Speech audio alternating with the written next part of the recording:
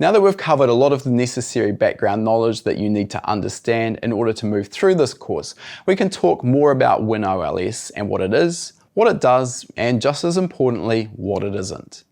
In essence, OLS is simply a binary editor that allows the contents of an ECU's memory to be modified.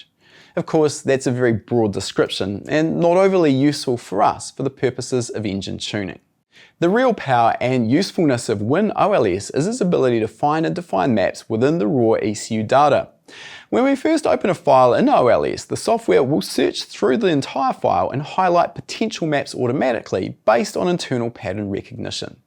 That might sound useful, but the reality is that this functionality alone is of somewhat limited benefit to us. First of all, this is not a 100% guaranteed way of finding all of the maps that we're going to be interested in.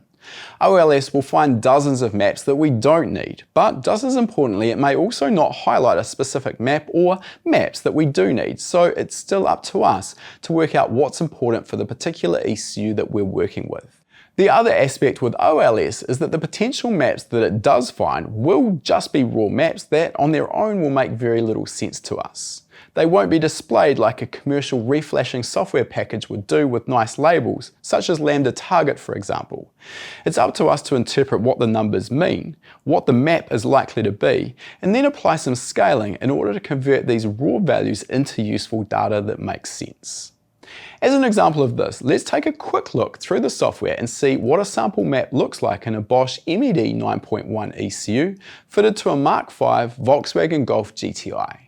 We will cover the features of OLS as well as how to navigate through it in detail as we move further through this course, but for now we'll just skip straight to the specific map we're going to focus on, which is the driver torque request table, often referred to as driver's wish.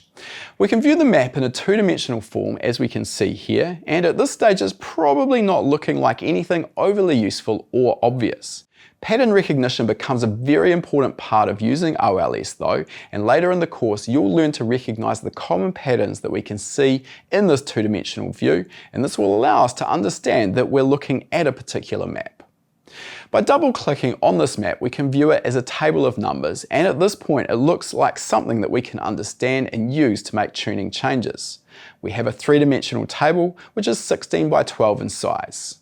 We also have the option of viewing the table graphically if you prefer. I find this useful for spotting trends or even errors in a table, as they become a lot more obvious than simply looking at a table of numbers. Let's swap back to a numerical view though and dive in a little deeper. The y-axis in this table is engine speed and the x-axis is accelerator pedal position. The z-axis or map data defines the torque output being requested. In this instance, the data is relative torque as opposed to a specific torque value in Newton meters or pound foot.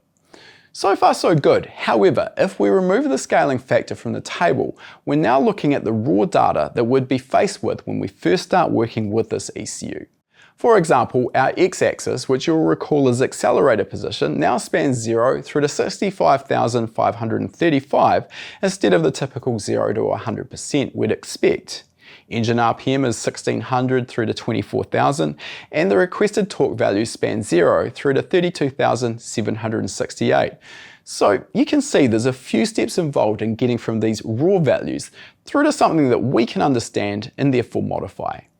At this point you're probably wondering how on earth you could be expected to work out what these raw values or numbers mean and how you could possibly just know that this is in fact a driver's wish table.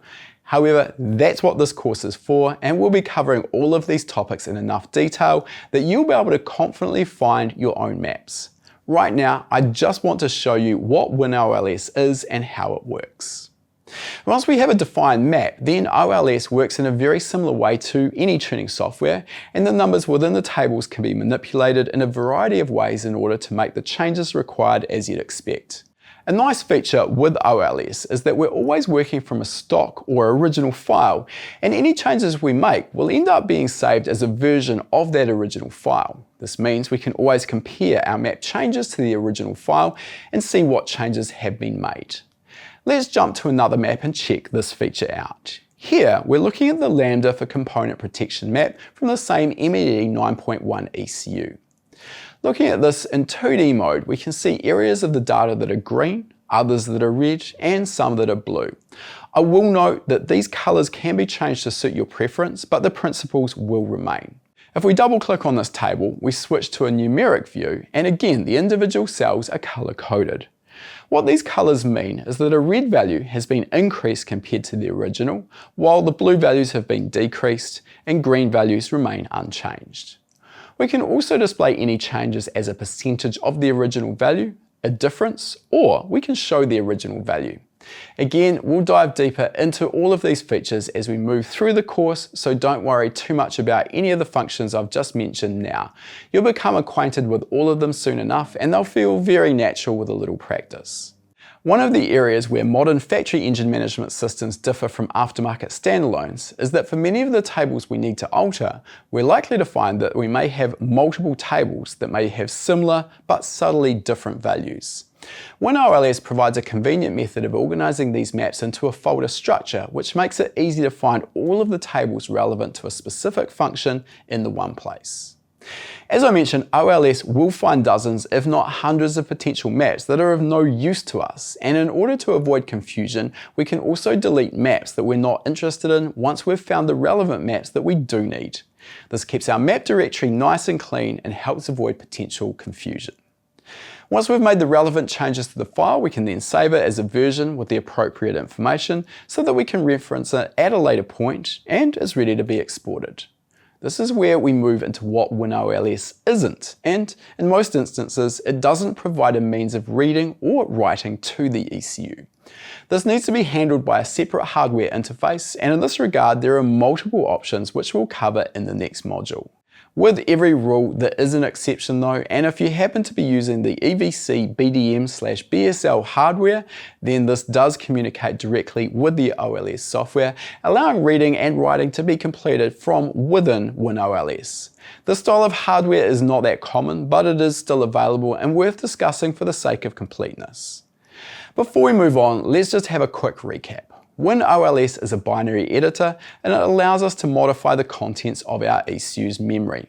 Finding and defining the maps we need to access to tune the vehicle relies heavily on pattern recognition.